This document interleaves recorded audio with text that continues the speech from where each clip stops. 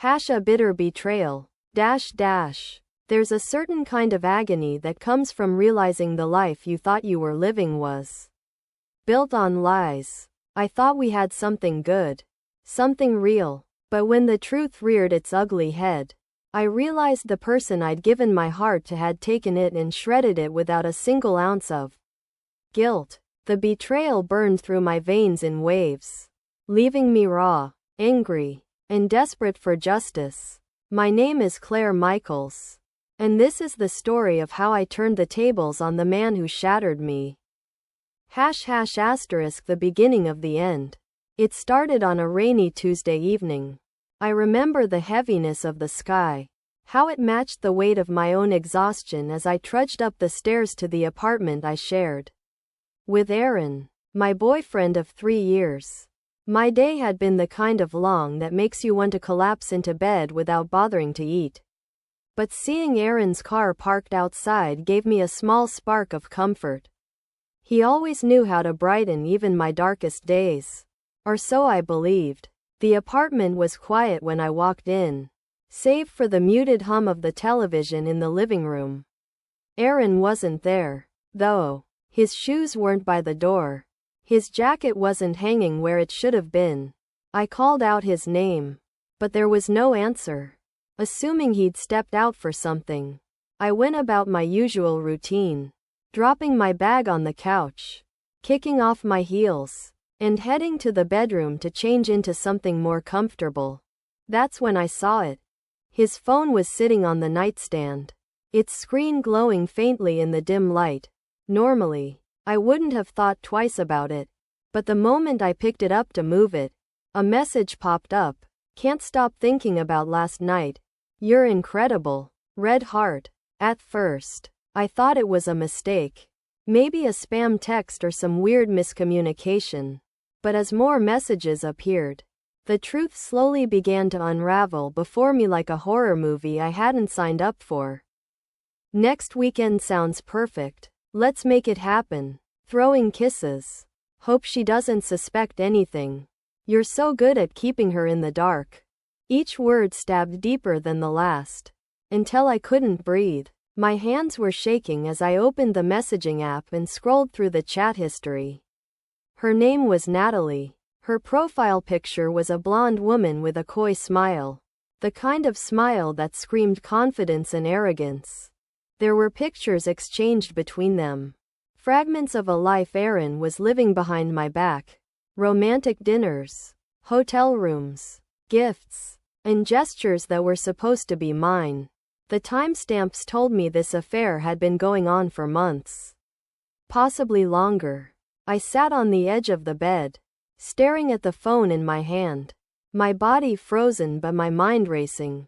Memories of late-night work excuses, unexplained absences, and half-hearted apologies began to slot together like puzzle pieces. How dare he? How dare he? A voice inside me whispered the same question over and over. Was I not enough? Did I do something wrong? But no, I refused to shoulder the blame. This was on him. And her. They had lied to me, betrayed me, shattered the life we were supposed to be building together. But this story doesn't end with me crying into my pillow. No, I wasn't the kind of woman who let a betrayal like this go unanswered. This story ends with revenge. **** The plan. I didn't confront Aaron right away. Emotional chaos is messy, and I knew if I let him see how shattered I was, he'd twist the knife deeper. No, I needed clarity. I needed leverage. I needed to understand their game before I dismantled it.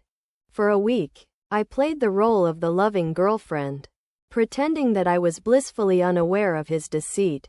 I smiled when he kissed me, nodded when he talked about work, and even indulged in his half-hearted attempts at intimacy. Inside, though, I was seething, disgusted by his touch, infuriated by his lies. While he slept, I combed through his laptop and his email, finding more proof of his infidelity. There were confirmations for hotel bookings, receipts for extravagant dinners, and even a shared digital calendar marking their dates. Aaron had gone to great lengths to hide his betrayal, and yet, in his arrogance, he'd left a trail of breadcrumbs for me to follow. What struck me most wasn't just the audacity of the affair. It was where Natalie worked. The name of her company, Bradford and King Associates, was familiar to me. It had come up in conversations before. Aaron had bragged about his networking connections there. Turns out, Natalie was one of the partners in the firm. She wasn't just his mistress. She was a powerful figure in his career. And that's where I found my opening. It wasn't enough to confront Aaron or break up with him. I wanted to destroy him. To make him regret every lie, every betrayal. I wanted to watch his world crumble the way mine had. But to do that, I needed help. **** an ally. The person I turned to was my best friend, Jenna. If anyone could help me pull off the revenge of the century, it was her. Jenna was fiery and resourceful, with a knack for collecting secrets and using them to her advantage. She also hated Aaron, had hated him since the day I introduced them. She'd always said something about him didn't sit right with her, and now I knew why. When I told her everything, she didn't even hesitate. "That bastard," she hissed, pacing my living room like a caged lion. "You're giving me the go-ahead to ruin him, right? Because I swear, I'll burn his life to the ground." I smiled for the first time in days. That's exactly what I want. Together, we devised a plan that would hit him where it hurts. It wasn't just about exposing his affair. It was about dismantling the foundation of his career, his reputation, and his relationship with Natalie. Aaron didn't just betray me. He crossed a line he couldn't come back from. And Jenna and I were going to make sure he paid the price. **** The execution. The first step was gathering as much evidence as possible. Thanks to Aaron's poor security habits, I had access to almost everything. His emails, texts, bank statements, and even his social media accounts. Jenna helped compile everything into a neat, damning package. Pictures, receipts, conversations, and screenshots filled folders labeled Aaron's lies and Natalie's involvement. Then came the key piece of leverage. Natalie's company, Bradford and King Associates, had been involved in some shady business dealings. Aaron had mentioned it once in passing, bragging about how well connected Natalie was. Through some careful digging, Jenna uncovered documents pointing to potential fraud, kickbacks, under-the-table payments, and questionable contracts. It was exactly the kind of scandal that could destroy her reputation. Once we had everything, Jenna and I put the wheels in motion. The first step was anonymous emails sent to Natalie's competitors. We didn't want to release everything publicly yet. We needed the threat of exposure to weigh heavily on them. First, the emails included hints of fraud and promised more information if they didn't clean up their act. The second step was Aaron. I knew Natalie's involvement would wreck him, but I wanted to confront him in a way he couldn't escape. I wanted to see the look on his face when he realized everything was falling apart. So I waited for the perfect moment. The company's annual gala. **** the showdown. The gala was a lavish affair held in a downtown hotel ballroom. Aaron had invited me, of course, as part of his charade. He needed me to play the part of his loving girlfriend while he schmoozed with potential clients and rubbed shoulders with Natalie under the guise of professionalism. But unbeknownst to him, I'd already sent copies of my evidence to several prominent journalists. I was dressed in a sleek black gown, the picture of elegance, with Jenna by my side as my +1. Aaron looked surprised when he saw her, but I waved his concern away, telling him I wanted Jenna to enjoy a night out. The first blow came midway through the gala when whispers began circulating about Natalie's company. People huddled in corners, checking their phones and murmuring about corruption. Natalie looked flustered, her polished demeanor cracking as she excused herself to make frantic phone calls. Aaron, oblivious to the growing storm, smiled and toasted champagne like he owned the room. And then came the second blow. I tapped my glass lightly, the sound piercing through the hum of conversation. Eyes turned toward me, and I felt the weight of the moment settle on my shoulders. Beside me, Jenna squeezed my arm in support. "Ladies and gentlemen," I began, my voice steady. "Forgive me for interrupting, but I have something to share that I believe concerns everyone in this room." Aaron's smile faltered, his eyes narrowing as he took a step toward me. "Claire, what are you doing?" I ignored him, my gaze sweeping across the crowd. "For months, I've been gathering information about unethical practices within Bradford and King Associates. Tonight, I'm releasing all of it to the public." Natalie froze, her phone slipping from her hand and clattering to the floor. Gasps rippled through the crowd, followed by a rising tide of murmurs. "And as for Aaron," I continued, turning to face him directly, "I have proof of his affair with one of the partners in this very company. Proof that he's been using his connection to Natalie to further his own career." His face turned ashen, and for a moment, I thought he might pass out. "Claire, stop." But I wasn't finished. "Here's the thing about betrayal," I said, my voice cold. "It has consequences. You destroyed the life we were building together. Now, I'm destroying yours." The fallout was immediate. Natalie's firm was embroiled in scandal, with lawsuits and investigations piling up. Aaron's reputation was in tatters. His carefully curated connections abandoned him, and his career crumbled. He tried calling me, pleading with me, but I blocked his number and refused to give him the satisfaction of hearing my voice. I had my revenge, and it was glorious. A bitter betrayal. Expanded.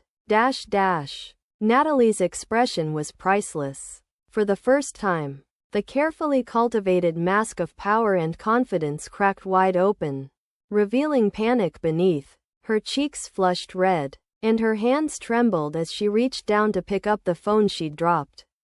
Aaron, meanwhile, was a different shade entirely. A pale, sickly white, as if every drop of blood had drained from his face.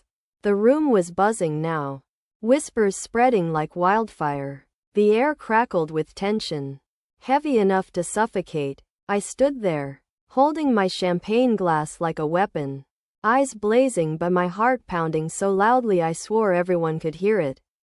For a moment, I almost felt faint. The adrenaline coursing through me was intoxicating, but underneath it was the ache of heartbreak, of loss. This man had been my partner, the person I thought I'd grow old beside. Now, he was nothing but a stranger, someone I barely recognized. Aaron's voice broke through the whispered chaos. "Claire, can we talk privately? Please." His tone teetered between desperation and anger. His mask was slipping, revealing the coward underneath. I narrowed my eyes at him, savoring the power I now had. "Oh, now you want to talk?" "Sure, Aaron. Let's talk. Let's talk about how you lied to me every single day for months. No, years. Let's talk about how you slept with her while pretending I was the love of your life." Ripples of murmured shock spread through the crowd, and Aaron shifted uncomfortably under the weight of dozens of judging eyes. He tried to reach for me, but I stepped back sharply, holding up a hand to stop him. "Don't touch me," I hissed, my voice low but razor sharp. "You've touched enough, haven't you?" Natalie finally found her voice, though it was shaky and barely audible.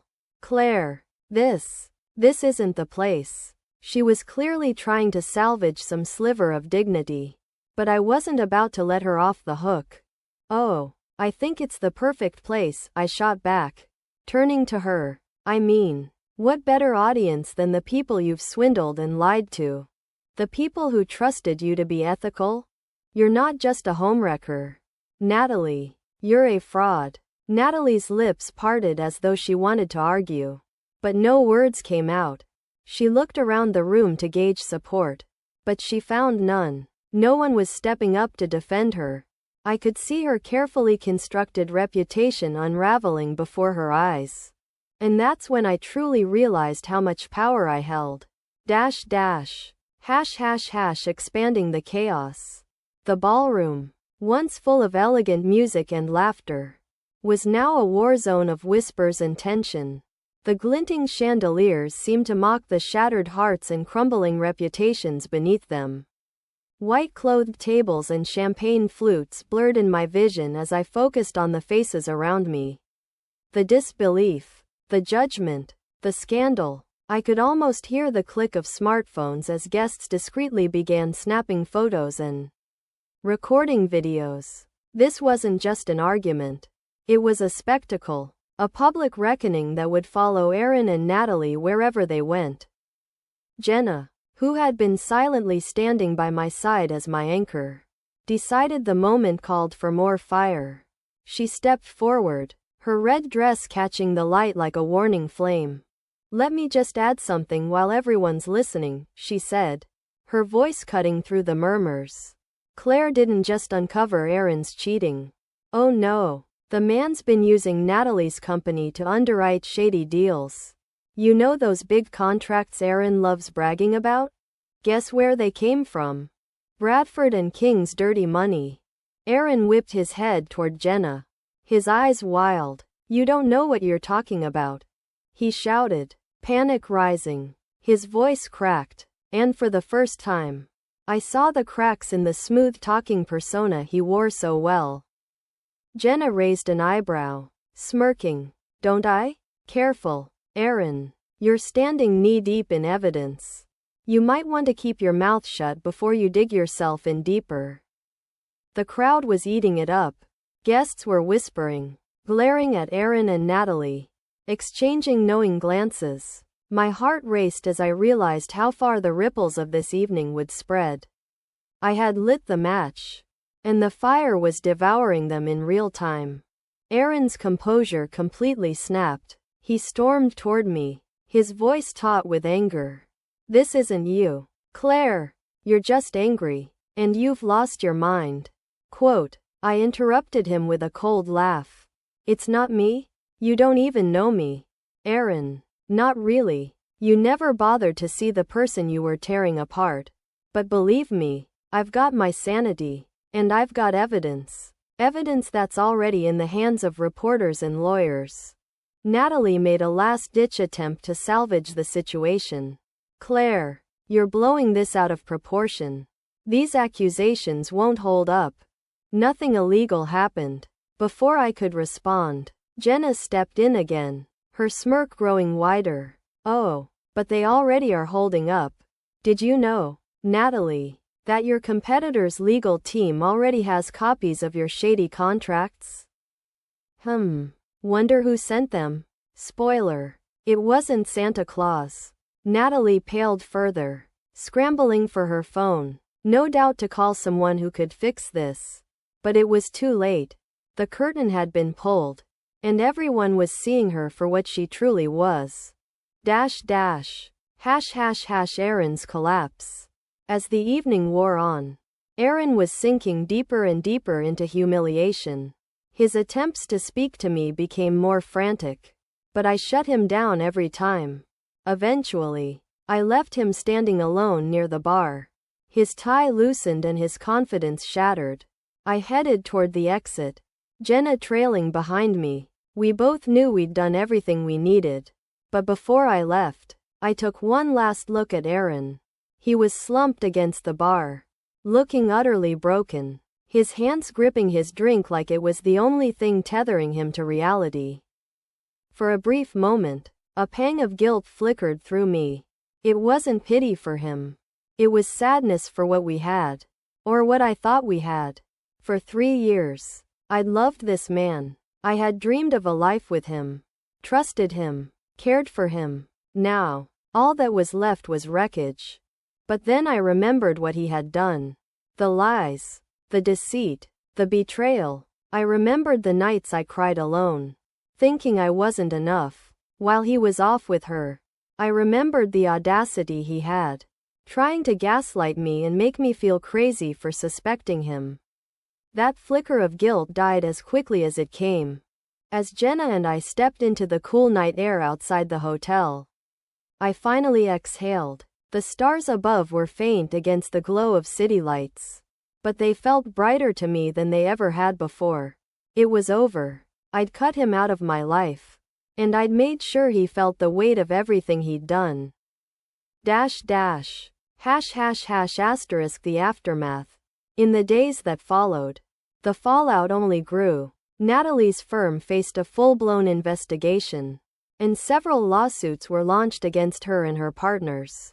She resigned in disgrace within a week, her reputation in ruins. Aaron, once the golden boy of his industry, found himself blacklisted. Word spread quickly, and no one wanted to work with him. Not after his connection to Natalie's mess became public knowledge. As for me, rebuilding wasn't easy. There were moments when the loneliness crept in, when I'd sit in the apartment we once shared and feel the echoes of his presence. But those moments became fewer and fewer with time. Jenna was my rock, reminding me that this wasn't just about revenge. It was about reclaiming my strength and my self-worth. One afternoon, a package arrived at my door. I opened it cautiously, finding something I didn't expect. The ring Aaron had used when he'd once joked about proposing someday. The note inside was short, written in his familiar handwriting. I was wrong about everything. I'll never deserve your forgiveness, but I'm sorry. I stared at the ring for several long seconds before tossing it into the trash without hesitation. Forgiveness wasn't something I was interested in. Aaron and Natalie had made their choices, and they'd faced their consequences. I wasn't going to waste any more energy on them. With every passing day, I felt lighter, free, strong. My life was mine again, and I knew better than to let anyone try to take that from me ever again. Conclusion. Revenge doesn't fix everything. It doesn't erase the pain or undo the betrayal. But sometimes, it's exactly what you need to move forward. For me, taking control of my narrative, making sure Aaron and Natalie couldn't walk away unscathed, was cathartic. And as I walked into the future, surrounded by friends who truly cared for me, I knew one thing for certain. I would never let anyone silence my voice or steal my spirit again.